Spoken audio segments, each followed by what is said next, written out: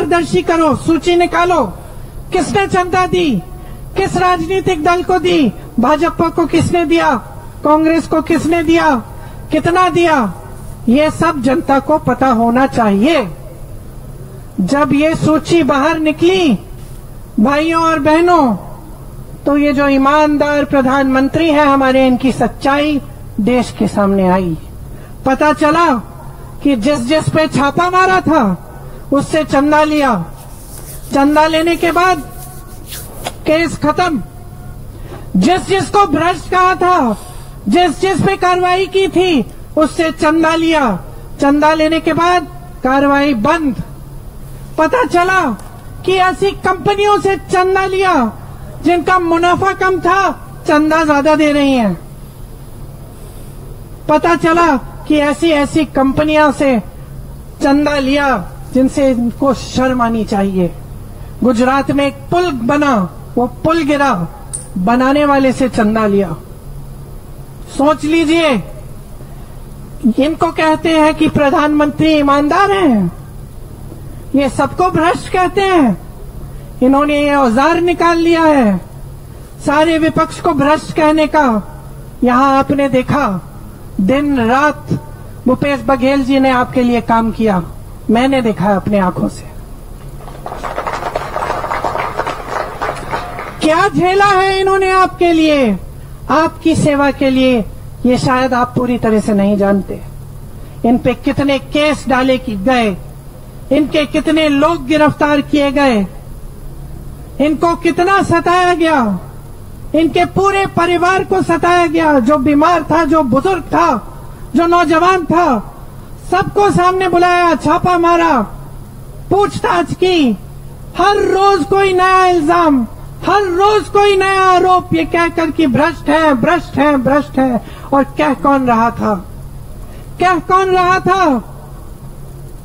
कह वो रहे थे जिस पार्टी के नेता इलेक्टोरल बॉन्ड्स की स्कीम लाए।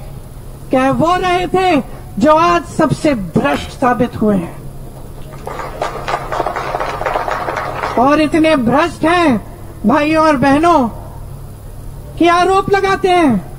कल मैं बता देती हूं, अगर बघेल जी ने कह दिया ना कि मैं बीजेपी में जा रहा हूं, तो कह देंगे कि ये सबसे ईमानदार इंसान है। क्योंकि जो उनके पास जाता है, किसी भी पार्टी का नेता हो, तो सिलसिला आप देख लीजिए, क्रोनोलॉजी कहते हैं ना ये लोग, क्रोनोलॉजी।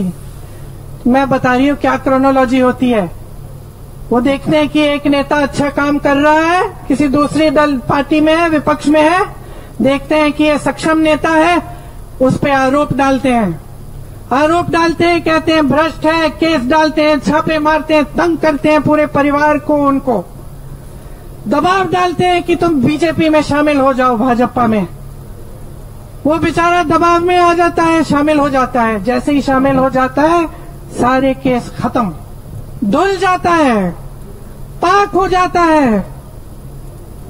और वही परिवारवाद की बातें कहते हैं कि हम सिर्फ अपने परिवारों को देखते हैं। अच्छा, तो जितने भी बेटे बेटियां, चाची चाचियां, जो भी हैं राजनीतिक परिवारों के, जो भी इनकी पार्टी में शामिल होना चाहता है, वो खोल ऐसे हाथ खोल के उनका इंतजार करते हैं, बुलाते हैं उनको, आइए।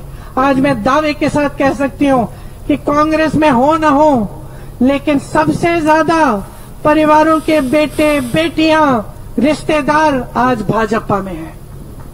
सच्चाई ये है बहनों और भाइयों, सच्चाई ये है कि अगर आप इस देश की राजनीति को बदलेंगे नहीं, आप आज ये नहीं समझेंगे कि जो नेता आपके सामने आता है वो आपकी समस्याओं को सुलझाने की बात करे, अगर आप मजबूर नहीं करोगे नेताओं को, अगर आप राजनीतिक दलों को मजबूर नहीं करोगे कि आपकी बातों पे चुनाव लड़ा जाए, कि आपके मसलों पे चुनाव लड़ा जाए, तब आपका भविष्य उज्जवल नहीं हो सकता। इसीलिए मैं आपको कहना चाहती हूं कि कांग्रेस पार्टी कुछ गारंटी लाई है इस चुनाव में। हर गरीब बहन को, जो सबसे बड़ी गरीब महिला है एक परिवार में, उसको सालाना 1 लाख रुपए की स्कीम हम लाएंगे। 25 लाख तक स्वास्थ्य के लिए आपका इंतजाम होगा, आपका इलाज होगा, 25 लाख रुपए तक मुफ्त में होगा। सरकारी नौकरियों में 50% मतलब आधी नौकरियां महिलाओं को जाएंगी।